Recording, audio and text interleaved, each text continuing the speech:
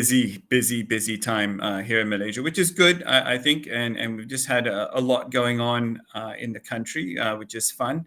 And also a lot going on with the Malaysia Global Business Forum recently as we start to get back into the swing of things. So I want to welcome you again to a Working Lunch with Nordin.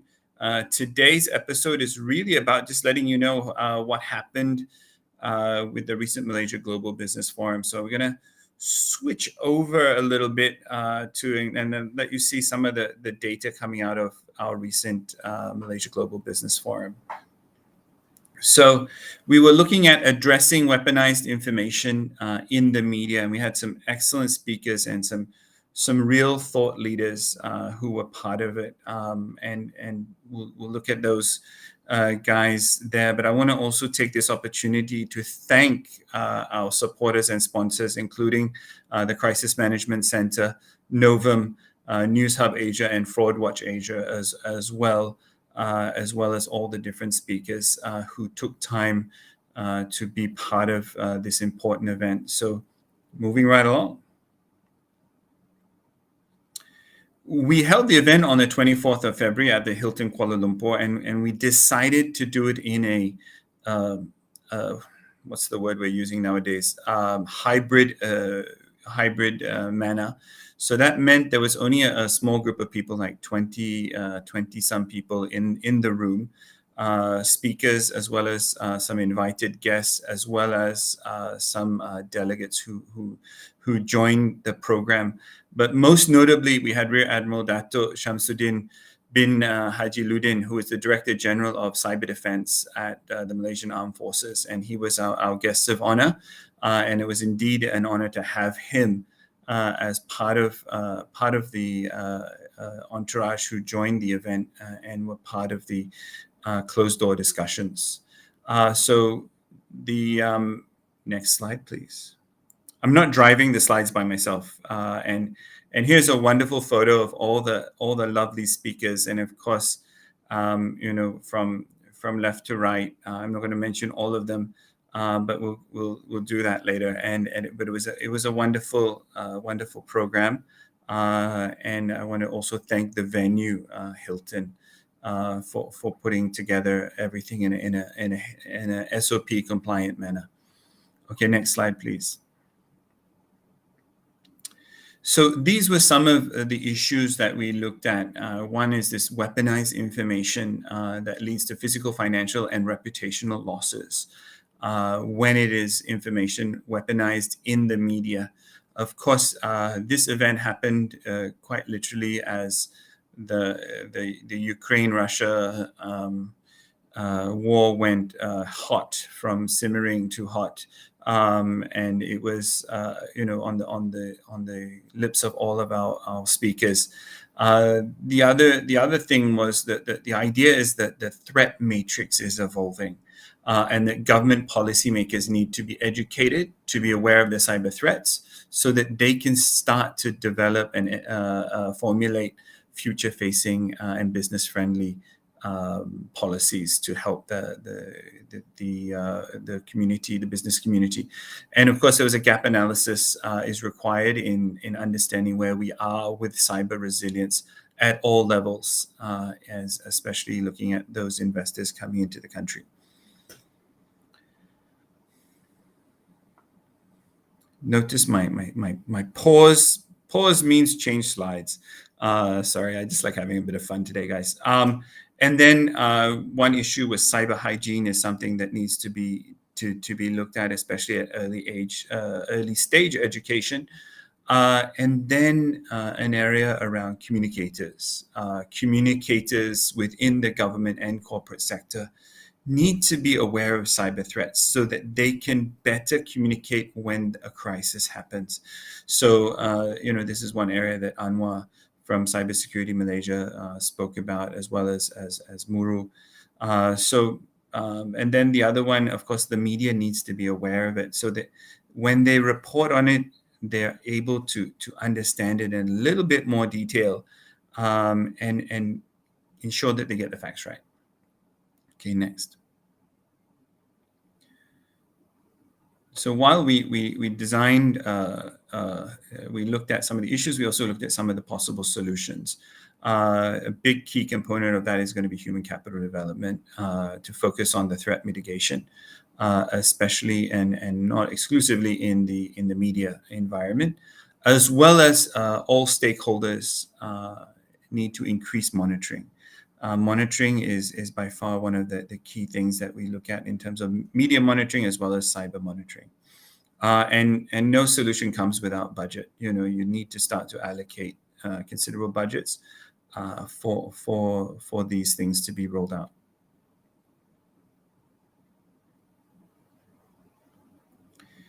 The other part was, and this is, of course, Vix and Ambita, very handsome gentlemen and very articulate during the discussions.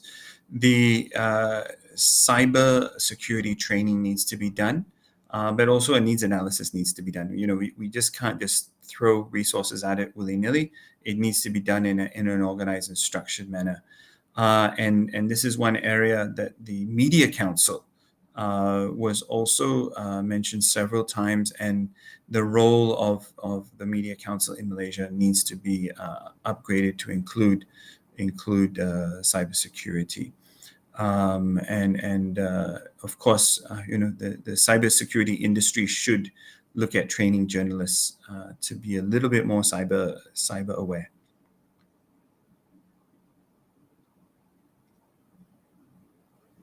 These are some excerpts from our speakers, Datuk Ahruddin, or Datuk Rocky, as we all love him. I'll let you guys read that all.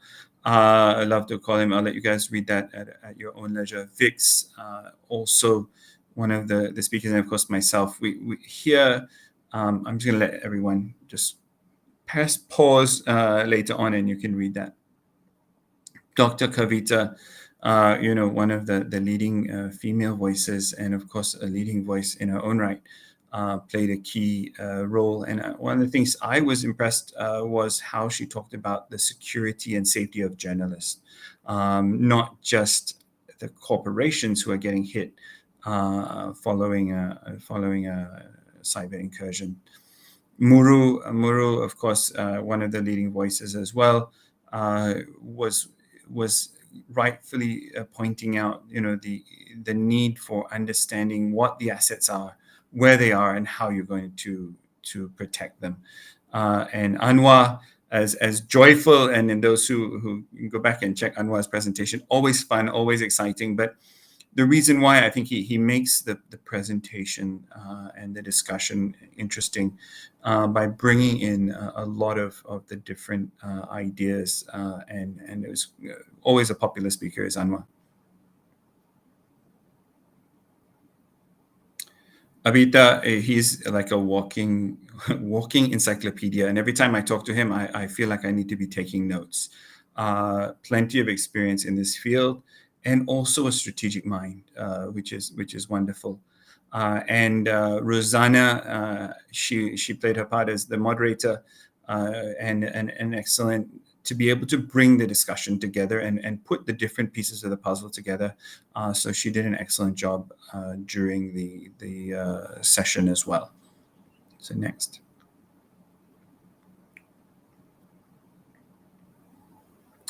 We had a lot of media coverage, which was wonderful. We did a couple of press releases. It was picked up all over the place. I just love looking at all these logos and saying thank you to all the media who picked up our stories, and the journalists who attended in person, and those who joined us online for the press conferences and the pickup. Thank you very much for your support. It's all about digitalization of messaging now and getting it out there.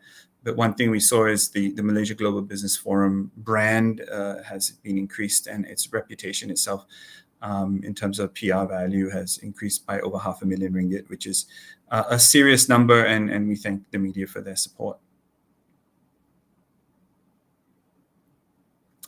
Excerpts from some of the leading media. I'll let you guys read that at your leisure.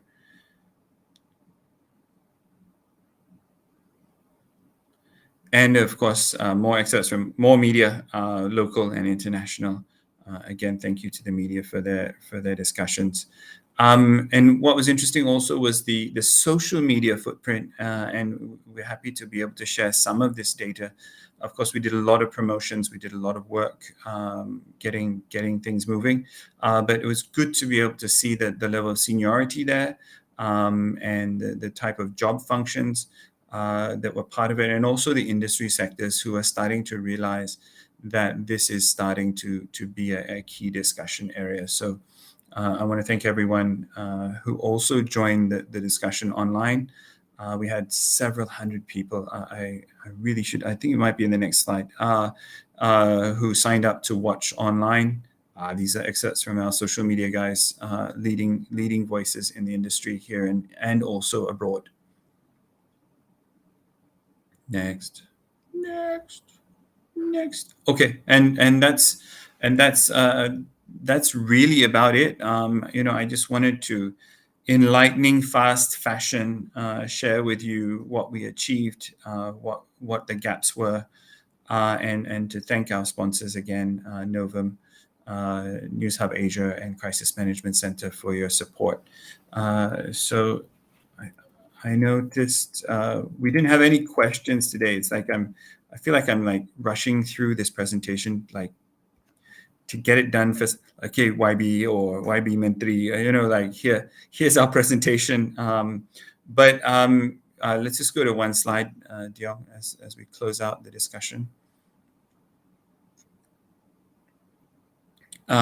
So our next event, Digital Resilience in the Corporate Sector, is happening at the end of the month. I believe this QR code actually works, even though you can just scan it now and go and sign up for that event. We've got some wonderful speakers coming up for that as well.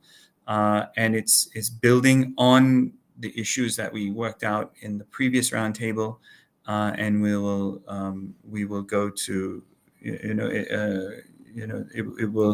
it will be one of the